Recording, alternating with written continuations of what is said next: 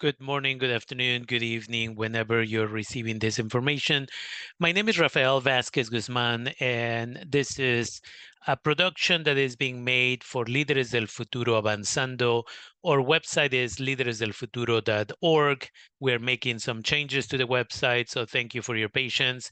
We also put information on Instagram on a regular basis at líderes_del_futuro with double O at the end.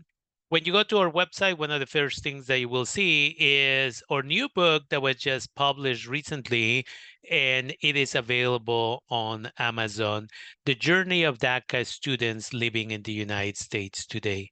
And as part of that website, you can go and purchase the book, but also you can watch an interview that I recently did with some of the authors of that book. 8 of our DACA recipients that I have been privileged to work with for many years, even before DACA existed, came together and wrote their own book. There is no other book like this in this whole country. So please feel free to go to our website, lideresdelfuturo.org, and check out the book. Today, we're going to be talking about how to do your own renewal. Now, the last time we did this was in September 2023, and we're going to give you the updated information.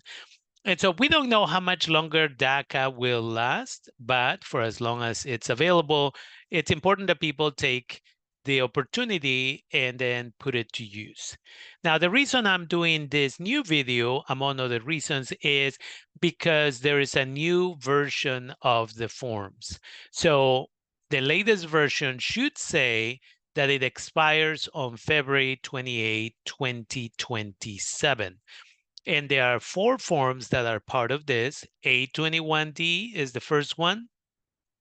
You also have the 765I, as I like to call it. And again, you see that this one expires February 28, 2027. And A21 gives you DACA. That allows you to legally live in this country for 2 years. 765, which must be filed alongside with 765WS, needs to be filled out if you are planning to work and need a work permit. Now, the cost of this has gone up.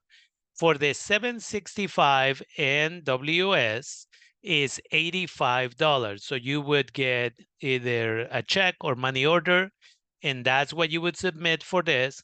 And for the A21D, the actual DACA is $520. So you're going to submit two money orders or 2 personal checks to immigration, and the checks will be made to USCIS, and we'll provide you that information later. And the 4th form is the G1145. And this one hasn't changed. So if you have the old version that works, this is the version that was published in 2014. It's still useful. And again, we're going to go over all of that. We're also going to tell you where to file it. Now, if you say, where do I find this information?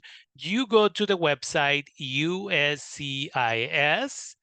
And once you get there, you can go to forms. You can type DACA forms, and then it will take you to another website within the system that will get you that.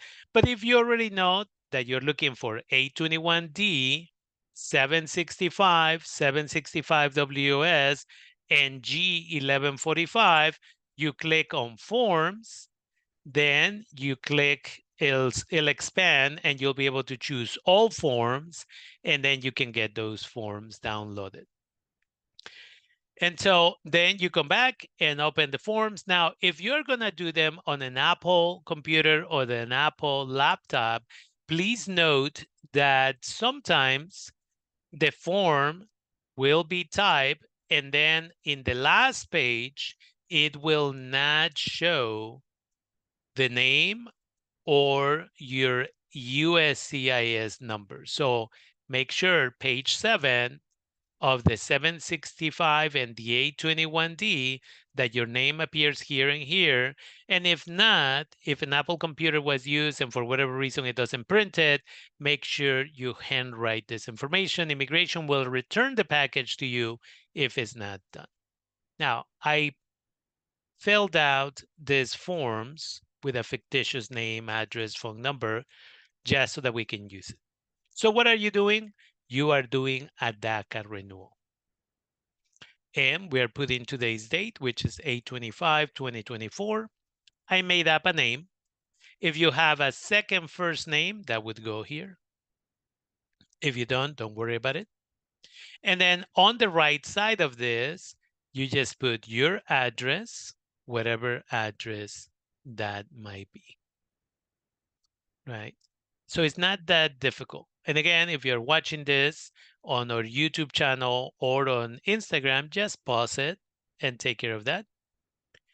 And then it asks you if you now or ever have been on removal proceedings. So if the answer is no, then it's simply no. If you are in removal proceedings or have been arrested recently, I would say don't do these forms on your own. Go talk to an attorney. That's what we have been advised by our attorneys. Go talk to an attorney and then come back, and they will let you know if you should even submit them or not. Page 2 is not too complex. You would go to your work permit, and in your work permit, you're looking for the USCIS number, and that goes here. Typically, it starts with 204, 208, 209, or 214, but it could have a different number. And then your social security number. And then your birthday and your gender. The town where you're from, again, if you did it typically with an attorney, you can ask them to send you a copy of your application. But I just made up a location here. The country where you're from, perhaps, where you are living now, and your country of citizenship. And then they're going to ask you to let them know about your marital status, whether you're single, married, divorced, widow. Those are the options. And then on the right side, they just want basic information, such as if you are Latino, Latina, or white or Asian. And then your height, your weight, your eye color, and your hair color. And again, if you feel that I'm moving a little bit too fast, feel free to take the time and just pause the video so that you can get all the information in there.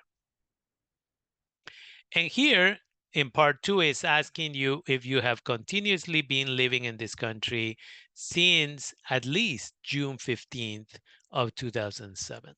And the answer is yes. Even if you left the country temporarily with advanced parole, the answer is still yes. And there will be a section where you talk about that. And then that takes us to page 3. And in page 3, they just need to know where your present address is. And this likely will match the same address on the first page, unless you're one of those individuals, and there are some, who their mailing address, which is what you put on page 1, may be perhaps a P.O. box, and then this is your actual address. So we have some people that we know who live at the specific address, but there's no mail delivery there. They have to use a P.O. box because these are like rural areas. And again, remember that immigration also requires that anytime that you move homes, you have no more than 10 days to let them know that you move in case they're going to send you documentation. So it's really, really important. And that form is the AR11, which you can actually file online. AR11, but it is a requirement. They want you to submit that change of address as soon as possible within 10 days. And then other than that, nothing on the left. All of it should be blank. The first time we applied for DACA, 2012, 13, 14, whatever, we would put a bunch of addresses. Now all they want is the present address. Now, if for whatever reason you travel with advanced parole, this is where, if you travel with advanced parole since your last renewal, this is where you would put the date that you left, the date that you came back, and you would just say reason for departure, advanced parole. Okay. And you would make a copy of your passport, the page where it shows when you came back to the country, and you would add that to your package. But that's only for people who left with advanced parole. Everybody else, the answer is no here. You haven't left without permission. Nothing here where it talks about passport or anything else. And then we go to page 4. And again, some people don't fill out this, but I always like to fill out that information to remind immigration that you have at least a high school diploma. Remember that it was a requirement, a high school diploma or GED, in order to actually get DACA. And some people didn't have their high school diploma, so I always like to put that information there. And so, again, I just put some information there. And then military service, were you a member of the armed forces or the Coast Guard? Most people, the answer is no. And that's it on the left side. On the right side, there's several questions about criminal history and whether or not you present a public safety risk. Again, if you have been arrested or are in the process of a legal proceeding, you should contact your attorney before doing this form, because in some cases, they will advise that you do not submit your DACA renewal while you have a case pending. So then the question is asking if you've been arrested, right? And what we need, if in your case the answer is yes to any of these 7 questions here, and it's more than 7, but they add all of these other questions about having killed people and all that stuff. If the answer to any of this is yes, you probably are advised to consult with an immigration attorney, with an attorney in general, to find out what you could do, but an immigration attorney would be the most appropriate in this situation. If in the past, when you apply for DACA originally or a renewal with an attorney, the answer was yes, and then they added a copy of your criminal record, then if that has already happened in the past, then more than likely you should be okay to just add that same copy because immigration already knows about it. But again, recent arrests, recent accusations of, for example, domestic violence or any of that stuff, that you should definitely consider with an attorney. This is just the simple form for people who are not dealing with anything serious or any accusations. All we are trying to do is save you money. Some attorneys we hear, especially in rural, isolated areas, are still charging $700, maybe $1,000 to do a form that you can do on your own. And assuming you answer no to all the questions, then we go to page 5 and we'll be done with this form. You can either read and understand English, or you use an interpreter. If you can read and understand English, that's it. You go to the right, you put the date that you fill out the form, your phone number, your email address. You'll print this form again in page 5, and you're going to sign. Don't try to sign digitally. This has to be a wet signature. It has to be signed with a pen, preferably blue or black. And again, if you're using an Apple computer, page 7, make sure that when you print it, it has your name and your USCIS number. If it doesn't, just do it by hand. It's perfectly fine. And that's the first form.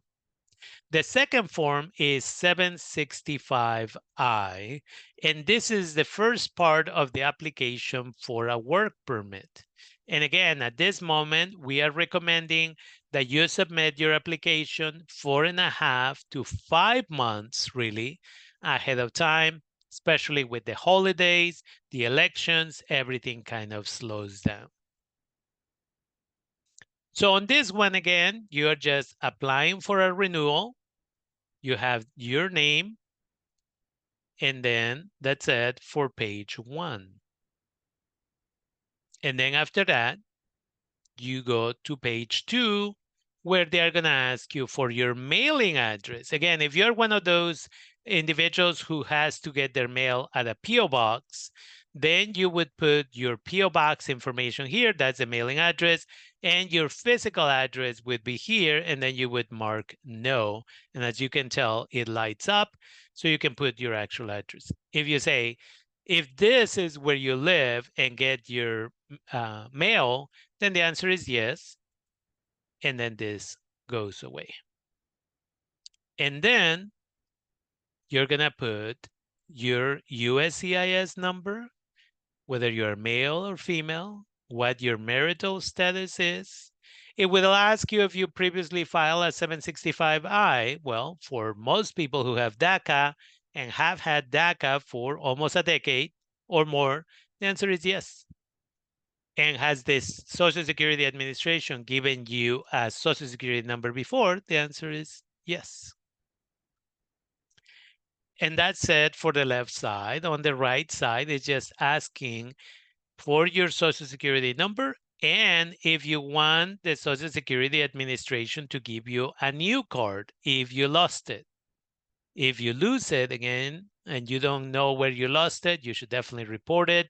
Same thing happens with your work permit. If you ever lose it, you need to report it to the police department in the city or in the town where you lost it. And that is policy, right? And then after that, for most people, the answer is no, I don't need a new card because I have mine. And then you just keep going down and it's going to ask you what country of citizenship you have and your parents. And so you just put the country where you're from and that's it. You're done with page 2. That will take us to page 3. And there is going to ask you for the village, the town, or the city where you were born, the state where you were born, and your home country, as well as your birthday. And again, I just made up this information. And here is where we get to information about your passport. Please note, our immigration attorney says that you should always have your valid passport. Again, that it should be valid at all times for many reasons, including that if a family member close to you, like a grandma, let's say, got sick, and you need to do emergency advance parole, then what's the point of needing emergency advance parole if it's going to take you 2, 3, 4 weeks to get a passport? So our attorney has always recommended that our passports be valid at all times. And here I just made up a passport number for somebody from Mexico.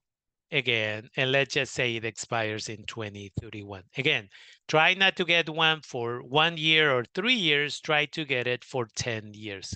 Cost about $200, but it's worth it. You don't have to deal with how do I make an appointment, so on and so forth. And then the date of your last arrival. Now I'm going to stop here and I'm going to present a couple of scenarios. Let's say you arrive January 2nd, 2004, and you haven't left the country with advance parole or anything else. Then you would just put January 2nd, 2004. Let's say you don't remember because you were a child. Where did you arrive? All you know is you arrived to California. You came with no status, and today you have DACA. Another possibility is that you arrive on January 2nd, 2004, but you at the time had a U.S. visitor's visa. and that is the B2 visitor for pleasure. And today what you have is DACA. And that's it. So that is, those two options are valid. The third option is for those people who have gone out with advanced parole. And let's say you actually went out on advanced parole recently and you came back on January 2nd, 2024. You arrived to Oakland, California, and your status at the time was advanced parole. And today you have DACA. Those are the three possibilities for you, right? And again, if you came to Texas, if you came to Arizona, whatever the location is fine, but these are the multiple options there. And that takes us to the bottom of the page, and then we go to the top, and it says, what category of a work permit do you have? You have DACA is C33, and the two numbers are in this box, nothing on this box. Don't make that mistake, because there's another similar to this, but it uses all three boxes.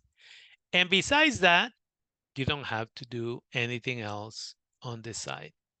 And we go to page 4, where you're going to finish the form. You can read and understand English. You understood what you're about to sign. And then your phone number, your email, today's date, you print it and you sign it. There's only two places where you sign. On the A21D, you sign page 5, top right. On the 765, you sign page 4, middle of the page on the right side. And just like the other one, you go to page 7 after you print it to make sure that it printed this information. If you have an Apple laptop, for whatever reason, that doesn't always work. And that's that. We are more than halfway done with this form. Now we go to the 765 WS. And this one, all that they're asking is for your name. This is where you justify why you need a work permit.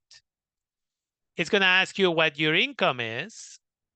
Annual average income is this much, let's say. Annual expenses is this much. Again, because we don't know the future of DACA, if you can save as much money as possible, we invite you to do that, because we wouldn't want you to lose your DACA in 2025, which might happen based on appeals. In October of 2024, there's going to be another hearing in the appellate system to determine the future of DACA, and then it's going to take several months to decide. So you should always save as much as you can. And then here is telling you about assets. Asset means maybe a vehicle, a cell phone, a vehicle, a cell phone, computer, and savings. And don't tell the government how much it costs you, but tell them how much you could sell your vehicle, your cell phone, your computer for today. So if the car costs you $45,000, which I hope you didn't spend and waste your money on it, never buy a brand new car. Used cars, Hondas, Toyotas are the most reliable ones, used ones, so you can save as much money as possible. And I have a video about that on our YouTube channel.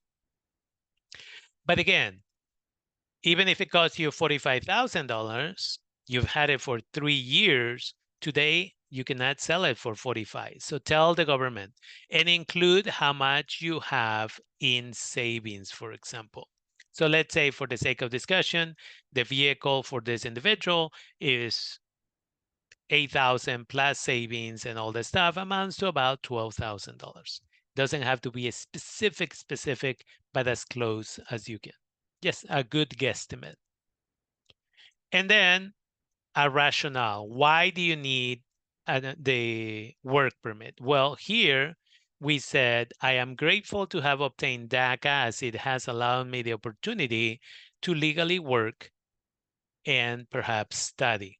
Now, every state has different rules about being able to study, but our nonprofit is located in California, and the law in California says if you have DACA, you can go to the community college at the same rate as everybody else if you've lived here for a year and a day. And then I wrote, I am in need of DACA renewal in order to continue to provide for myself and my family. I thank you for your consideration of my request. Just come up with your own short version of this. And that's it. We are done with the third one of 4. And the fourth one is very simple. This is the G1145. And all that you're doing is, again, your name, email, phone number. Why is this one important? Because once you mail the package and they receive it, they are going to send you an email receipt or a text receipt, and sometimes both, to let you know that they have received your application. And you will have a receipt number that you will be able to use when you go to the website of USCIS. If you go halfway down the original page, a little bit below this area, there is going to be a place that is going to say case status or case, yeah, it's case status. You're going to click on it, and with that long receipt date, number, you will be able to see or get an idea of where the processing is. And that's it. You print the 821D, the 765, 765WS, and 1145G. You sign page 5 of the 821D, page 4 of the 765. Put it together in that order. First the 821D, then the 765, then the 765WS, then the 1145G, and then you put a paper clip. And then in the front and attached to that paper clip, you include 2 U.S. passport size pictures. 2 U.S. passport size pictures, and also 2 money orders or checks. And you're going to make them out to USCIS, right? USCIS. You don't have to write all of this out. Just the letter U, period, S, period, C, period, I, period, S, period. And one is for 520 and the other one is for 85. And that's it. And you're going to put that with the package. And then in the back of the package, you're going to add a copy of both sides of your work permit. And you're also going to add a copy of your last letter of approval that at the very top on the right, it says Notice of Action 797. And a little bit below, so let's assume this is the page. On the right is going to say Notice of Action 797. And a little bit below is going to say 821D. It's kind of a greenish form. And it came like a week before your last work permit, the last time that you were approved. If for whatever reason it never made it to you, or you have misplaced it, I always invite people to get an accordion type of document where you can keep all your items. And every time you renew, you should keep a copy of this form, so you can keep them digitally as well. And then keep all the letters that immigration sends you and just keep them separate. I've had people come to my office and they have a box and they just throw everything in the box. Then it takes a long time to get this done. And then once you have that, all you have to do is put it in an envelope, and then it's about where you're going to mail it. Well, if you are in Arizona or California, it is USCIS, attention, DACA, P.O. Box 20700, Phoenix, Arizona 85036-0700. The one on the right is if you're sending it via UPS or FedEx. But if you're sending it from Arizona or California, it takes about 3 days to get to Phoenix, Arizona from California. And so some people send it overnight, but it really doesn't, it's a bigger expense. It's your right to do that if you have your money. But I always use this one. It takes 3 days and then they get it. So this is just for Arizona and California. For other states, here is the address. So this is Alaska, Alabama, Arkansas, Florida, Guam, Hawaii, Idaho, Iowa, Kansas, Louisiana, Minnesota, Missouri, Mississippi, Montana, North Dakota, Nebraska, New Mexico, Oklahoma, Puerto Rico, South Dakota, Tennessee, Texas, Utah, the U.S. Virgin Islands, and Wyoming. For those is this one, P.O. Box 660045, and is in Dallas, Texas. Make sure you're sending it to the right place. Otherwise, they'll send it back and you're just delaying your renewal. Again, I'm suggesting at this time 5 months ahead of time. And this is where I stop and just remind you, the moment you get your new DACA approval, we all have advanced cell phones.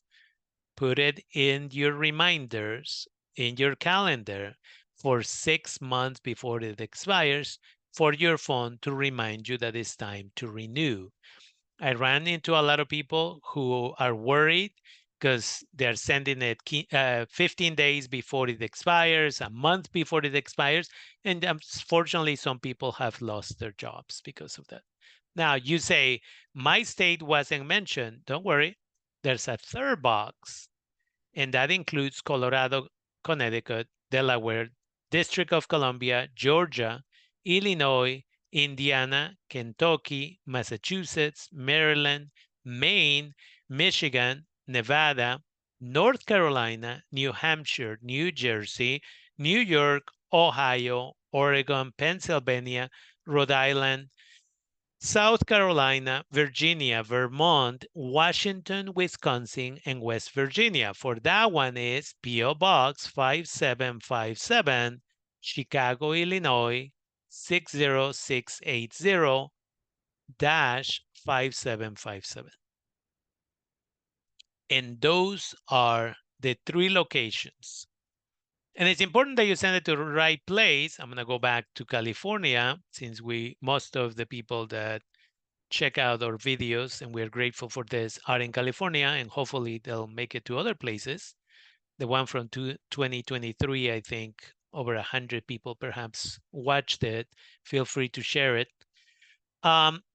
And so in this one, you send it to Arizona, but from there it may go to California, and then it may go to Texas, or it may go to Tennessee or somewhere else, or Nebraska, I believe. So make sure that, again, you send it to the right address, okay? And with that, again, I want to thank you for being here. I want to remind you that I put positive messages about mental health every morning on our TikTok at líderes_del_futuro. I also add them to our Instagram by the same name or address. And I also put them on our Facebook, DACA Sonoma County. DACA Sonoma County. And again, I invite you to go to our website. If you say, I'm not sure if I want to buy the book, please consider listening or watching the video discussion that I've had recently with Itzel, Maria, Jose, and Eric. And again, we invite you to consider purchasing the book. I know that in the video, they talk about the emotions that come up. And sometimes our own families don't understand what it's like being undocumented. Sometimes we have siblings that were born here And as much as they want to, or partners, if they are US citizens and never experienced being undocumented, they may want to understand what it's like. But this book, as you will see, does understand. And the 8 stories that are in here, you will be able to connect with. And for many people, this may be part of the healing process. And with that, I want to thank you for your time. Feel free to share this information with the other individuals. My name is Rafael Vasquez Guzman. I am privileged to be the CEO president of Líderes del Futuro Avanzando, a nonprofit in Northern California. We give out scholarships. We do these workshops. We do DACA renewals for people. We do advanced parole paperwork for people. And it is an honor and a privilege to be of service to this community. Thank you for your time.